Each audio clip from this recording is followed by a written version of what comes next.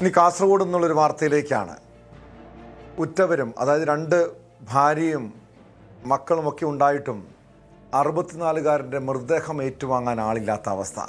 മൃതദേഹത്തിന് ചിതയൊരുക്കിയത് ജില്ലാ പഞ്ചായത്ത് അംഗം ഇർഫാന ഇക്ബാൽ. മീഞ്ച പഞ്ചായത്ത് സ്വദേശിയായിട്ടുള്ള നാരായണൻ്റെ മൃതദേഹം ഏറ്റുവാങ്ങാൻ ബന്ധുക്കൾ എത്താത്തതിനെ തുടർന്നാണ് തെരുവിൽ ഉപേക്ഷിക്കപ്പെട്ട മാതാപിതാക്കളെ സംരക്ഷിക്കുന്ന ഉപ്പളയിലെ ഷെയ്ഖ് സായിദ് വൃദ്ധമന്ദിരം സ്ഥാപകയും ജില്ലാ panchayat development standing committee chairperson കൂടിയായ ഇർഫാന മൃതദേഹം സംസ്കരിക്കാൻ രംഗത്ത് വന്നത്. മകളുടെ സ്ഥാനത്ത് നിന്ന് ഹൈന്ദവ ആചാരപ്രകാരം ഇർഫാന ഇക്ബാൽ ചിതയ്ക്ക് തീ കൊളുത്തി അന്ത്യകർമ്മങ്ങൾ നിർവഹിച്ചു. മനുഷ്യത്വപരമായ ഇവരുടെ പ്രവൃത്തിയാണിപ്പോൾ സോഷ്യൽ മീഡിയയിൽ ഏറെ പ്രശംസ പിടിച്ചുപറ്റിയത്. ആദ്യമായിട്ട് ചിവരപ്പാലയിൽ നിന്ന് നമുക്കൊരു ഫോൺ കോൾ വന്നു ഷെരീഫ് മെമ്പറിന്റെ. എന്നിട്ട് നാരായണൻ പറയുന്ന ഒരു വ്യക്തി ഇങ്ങനെയുണ്ട്, ആരും നോക്കാൻ ആൾക്കാരില്ല എന്ന് പറഞ്ഞു. അപ്പോൾ ഷെയ്ഖ് സയ്യിദ് ട്രസ്റ്റ് എന്ന രീതിയിൽ നമ്മൾ ഏറ്റെടുക്കാമെന്നാണ് നമ്മൾ ആദ്യം പോയിട്ടുണ്ടായത്. ആ സമയത്ത് അവർ അത്ര ഒരു കണ്ടീഷനിലല്ലായിരുന്നു. അതുകൊണ്ട് പിന്നെ കളക്ടറെ വിളിച്ച് സംസാരിച്ച് അവിടെ നിന്നാണ് നമ്മൾ ഹോസ്പിറ്റലിലേക്ക് ഷിഫ്റ്റ് ചെയ്യുന്നത്. പെരിയത്തേക്കാണ് ആദ്യം ഷിഫ്റ്റ് ചെയ്യാൻ വേണ്ടി പോയത്. ഇന്ന് പെരിയത്തിന് അവർ റെഫർ ചെയ്തിട്ട് കാലിക്കറ്റ് മെഡിക്കൽ കോളേജിലേക്ക് കൊണ്ടുപോയി. അവിടെ ചികിത്സയിലായിരുന്നു. ക്യാൻസർ ബാധിതരായി 4th സ്റ്റേജ് ആയിരുന്നു. ഈ കഴിഞ്ഞ ചൊവ്വാഴ്ചയാണ് അദ്ദേഹം മരണപ്പെട്ടത്. അപ്പോൾ ബന്ധുക്കളടുത്ത് നമ്മൾ പറഞ്ഞ സമയത്ത് ഇൻഫോർമേഷൻ കൊടുത്തു. എന്നാലും അവർ ഇത് ഏറ്റെടുക്കാൻ തയ്യാറായില്ല, ബോഡി ഏറ്റെടുക്കാൻ വേണ്ടി തയ്യാറായില്ല. അതുകൊണ്ട് തന്നെ ട്രസ്റ്റിൻ്റെ അണ്ടറിൽ തന്നെ നമ്മളിന്ന് ഏറ്റെടുത്തു. ഇന്ന് ബോഡി അടക്കം ചെയ്തു. കാസർഗോഡ് നിന്ന് വിവരങ്ങളുമായി ബൈജു. ഇർഫാനെ പോലുള്ള നന്മ മരങ്ങളെ നമ്മുടെ നാട് ആദരിക്കണം, അംഗീകരിക്കണം. ഇതുപോലുള്ള ജനപ്രതിനിധികളാണ് ഈ നാടിന് ആവശ്യം. ഇർഫാനയുടെ ഈ മനുഷ്യത്വപരമായ പ്രവൃത്തി ഇപ്പോൾ സോഷ്യൽ മീഡിയയിലടക്കം പ്രശംസ പിടിച്ചു പറ്റുന്നുണ്ട്.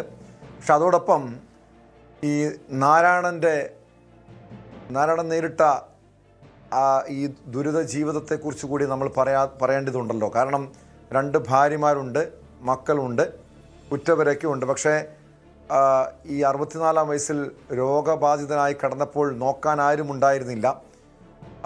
മരണശേഷവും മൃതദേഹം ഏറ്റുവാങ്ങാൻ ആരും വന്നില്ല. അത്രയ്ക്കും മനുഷ്യത്വമില്ലാത്ത ഒരു കൂട്ടം ആളുകളും ഈ സമൂഹത്തിലുണ്ട് എന്നും നമ്മൾ തിരിച്ചറിയേണ്ടിയിരിക്കുന്നു. എന്താണ് യഥാർത്ഥത്തിൽ സംഭവിച്ചത്? ഇർഫാന ഏത് സാഹചര്യത്തിലാണ് ഇർഫാന ആ മൃതദേഹം ഏറ്റുവാങ്ങാൻ രംഗത്ത് വന്നത്?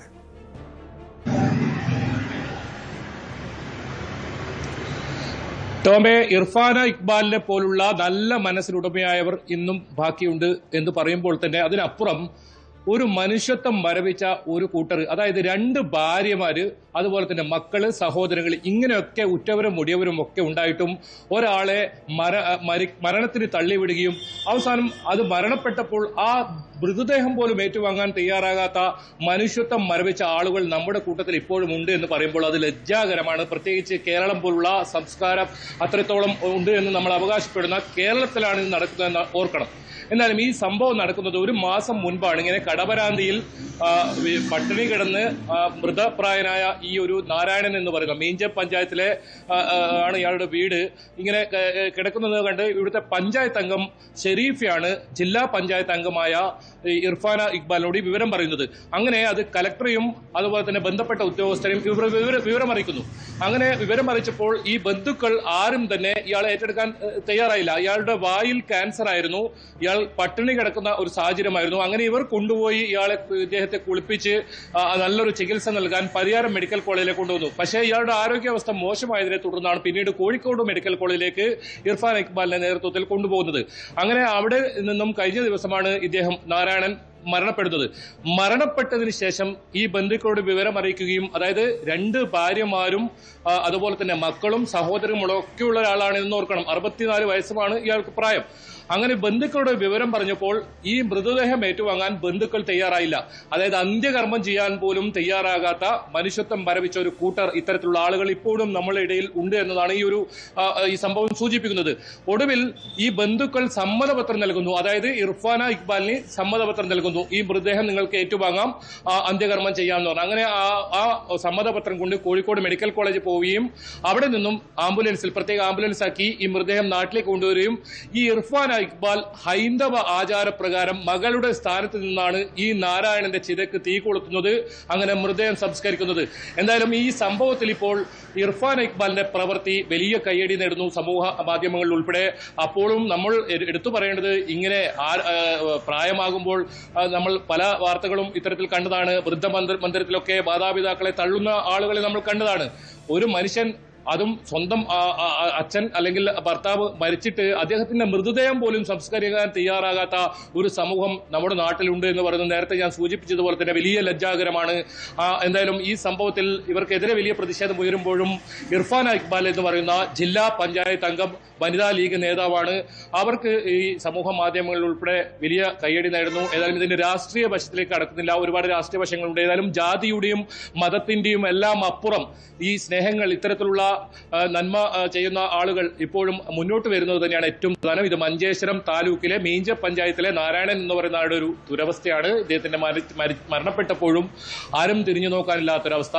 ഉറ്റവരുണ്ട്, ഉടയവരുണ്ട്, എല്ലാവരും ഉണ്ട്. പക്ഷേ ആരും തിരിഞ്ഞു നോക്കാത്ത അവസ്ഥ. ഒടുവിൽ ഇങ്ങനെ ഒരു ജില്ലാ പഞ്ചായത്ത് അംഗത്തിന്, ഒരു ജനപ്രതിനിധിക്ക് ഈ മൃതദേഹം ഏറ്റുവാങ്ങേണ്ടി വന്നു. അതും ബന്ധുക്കൾ സമ്മതപത്രം നൽകുന്നു. ആ സമ്മതപത്രം നൽകിയതിനെ തുടർന്ന് ഈ മൃതദേഹം അവർ ഏറ്റുവാങ്ങുന്നു. പിന്നീട് അവർ തന്നെ അത് കൊണ്ടുപോയി ഹൈന്ദവ ആചാരപ്രകാരം, നമുക്കറിയാം ഈ ജാതിയുടെ മതത്തിന്റെ പേരിലൊക്കെ വലിയ തോതിൽ നമ്മുടെ നാട്ടിലൊക്കെ പല പ്രശ്നങ്ങളും ഉണ്ടാവും, നമ്മൾ കണ്ടതാണ്.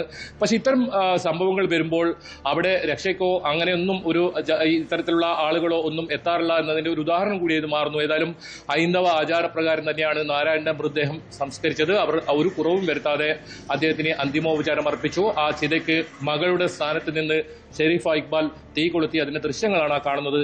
എന്തായാലും ഇങ്ങനെ ഒരു സംഭവമാണ് മഞ്ചേശ്വരം താലൂക്കിൽ നിന്ന് റിപ്പോർട്ട് ചെയ്യുന്നത് കേട്ടോ. അങ്ങേറ്റം മാതൃകാപരമായ നടപടിയാണ് ഈ ജില്ലാ പഞ്ചായത്ത് അംഗത്തിന്റെ ഭാഗത്ത് നിന്ന് ഉണ്ടായിരിക്കുന്നത്. ബൈജു, ഈ കുടുംബത്തിന്റെ ഒരു പ്രതികരണമോ വിശദീകരണമോ പുറത്തു വന്നിട്ടുണ്ടോ? കാരണം എന്തെങ്കിലും കുടുംബ പ്രശ്നം ഈ അച്ഛനുമായി ഇവർക്കുണ്ടായിരുന്നോ? അതോ രോഗബാധിതനായതുകൊണ്ട് നോക്കാൻ താല്പര്യമില്ലാത്തത് കൊണ്ട് ഇതിൻ്റെതായ സംസ്കാര ചടങ്ങുകളുടെ ഭാഗമായി സാമ്പത്തിക ചെലവൊക്കെ ആവശ്യമുണ്ട്. പക്ഷേ എവിടെയും ജന്മം നൽകിയ ഒരച്ഛൻ അന്ത്യകർമ്മങ്ങൾ ചെയ്യാൻ പോലും മക്കൾ തയ്യാറായില്ല എന്ന് പറയുമ്പോൾ അത് അങ്ങേറ്റം സങ്കടകരമാണ്, മനുഷ്യത്വരഹിതമായിട്ടുള്ള നടപടിയാണ്. കുടുംബത്തിൻ്റെ ഭാഗത്ത് എന്തെങ്കിലും പ്രതികരണം ഈ വിഷയവുമായി ബന്ധപ്പെട്ടുണ്ടായിട്ടുണ്ടോ?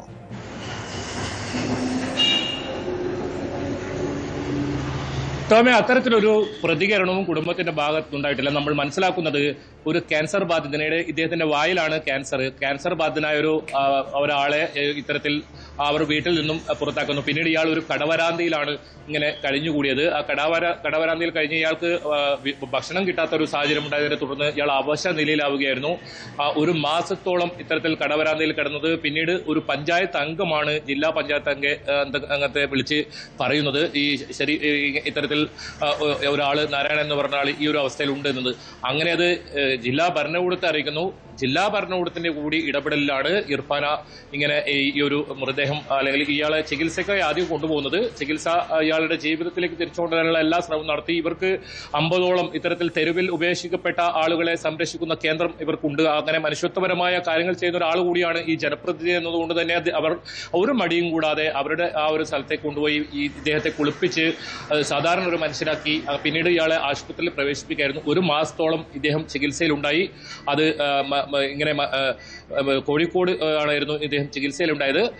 അതിനുശേഷം അവിടെ നിന്നാണ് മരണപ്പെടുന്ന സാഹചര്യം ഉണ്ടായത്. അവിടുന്ന് മരണപ്പെട്ടതിന് ശേഷവും ഈ ബന്ധുക്കളെ ഇവർ ബന്ധപ്പെട്ടപ്പോൾ ഒരു തരത്തിലും അവർ ആ മൃതദേഹം ഏറ്റുവാങ്ങാൻ തയ്യാറായില്ല എന്ന് മാത്രമല്ല, ഇർഫാന ഇക്ബാലിന് ഒരു സമ്മതപത്രം കൊടുക്കാൻ അവർ തയ്യാറാകുന്നു.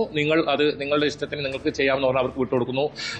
എന്താണ് ഒരു മാനസികാവസ്ഥ ഇതിന്റെ പിന്നിലെന്ന് അറിയില്ല. ഏതായാലും ഇർഫാന ഇക്ബാലിന് ഇതിലൊരു വിവാദം ഉണ്ടാക്കാൻ താല്പര്യമില്ലാത്തതുകൊണ്ട് തന്നെ അത്തരം കാര്യങ്ങളിലേക്ക് അവർ കടന്നില്ല. ആരെയും കുറ്റപ്പെടുത്താൻ അവർ തയ്യാറായില്ല.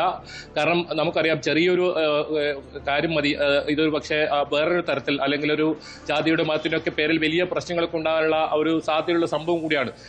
ഇവർ അതിൽ അത്തരം കാര്യങ്ങളിലേക്കൊന്നും നോക്കാതെ അവർ അവരുടെ കാര്യങ്ങൾ കൃത്യമായി ഇയാളെ ജീവിതത്തിൽ വരാനുള്ള ഒരു ശ്രമം തിരിച്ചു കൊണ്ടുവരാനുള്ള ശ്രമം നടത്തി. പക്ഷെ അത് സാധിച്ചില്ല. അദ്ദേഹത്തിനെ അറിയിക്കുന്ന രീതിയിൽ അദ്ദേഹത്തിന് അന്തിമോപചാരം അർപ്പിക്കുക, അല്ലെങ്കിൽ അത്തരത്തിലുള്ളൊരു കർമ്മം ചെയ്യുക, അത് സ്വന്തം മകളുടെ ഒരു സ്ഥാനത്ത് നിന്ന് അവർ ചെയ്യുന്നു. അത് തന്നെയാണ് ആ ദൃശ്യങ്ങളിലുള്ളത്. ആ ചിതയ്ക്ക് തീ കൊളുത്തി അത്തരത്തിലുള്ള ഒരു കർമ്മം ചെയ്യുന്നു. സ്വന്തം ഭാര്യമാർ, 2 ഭാര്യമാർ, മക്കൾ, സഹോദരങ്ങൾ, ഇവർക്കാർക്കും ചെയ്യാൻ കഴിയാത്ത അല്ലെങ്കിൽ ചെയ്യാൻ തോന്നാത്ത ഒരു കാര്യം. അത്രത്തോളം മനുഷ്യത്വം മരവിച്ച ഒരു പ്രവൃത്തി അവരുടെ ഭാഗത്തു നിന്നുണ്ടായി. എന്തായാലും ഇതിൽ മഞ്ചേശ്വരം പോലീസ് കൂടി ഇടപെട്ടിരുന്നു. ആ പോലീസിന്റെ ഭാഗത്തു നിന്നും എന്ത് നടപടി ഇതിലുണ്ടായി എന്നറിയില്ല. കാരണം ശക്തമായ നിയമങ്ങൾ നമ്മുടെ രാജ്യത്തുണ്ട്. ഇത്തരത്തിൽ പ്രായമായ മാതാപിതാക്കളെ സംരക്ഷിക്കണമെന്ന കൃത്യമായ നിയമങ്ങളുണ്ട്. അത്തരം നിയമങ്ങൾ എവിടെ പോയി എന്ന ഒരു ചോദ്യം മാത്രമാണ് ഇപ്പോഴും ഉയർന്നു നിൽക്കുന്നത് കേട്ടോ. ഈ മക്കൾ ഓർക്കണം, അവരും പ്രായമാകും. ഒരുപക്ഷെ ഇതിലും വലിയ ദുരനുഭവങ്ങളായിരിക്കും ഉണ്ടാകാൻ പോകുകയാണ്. നിങ്ങളുടെ മക്കൾ ഇതൊക്കെ കണ്ടാണ് വളരുന്നതെന്ന് നിങ്ങൾ ഓരോരുത്തരും തിരിച്ചറിയണം കേട്ടോ.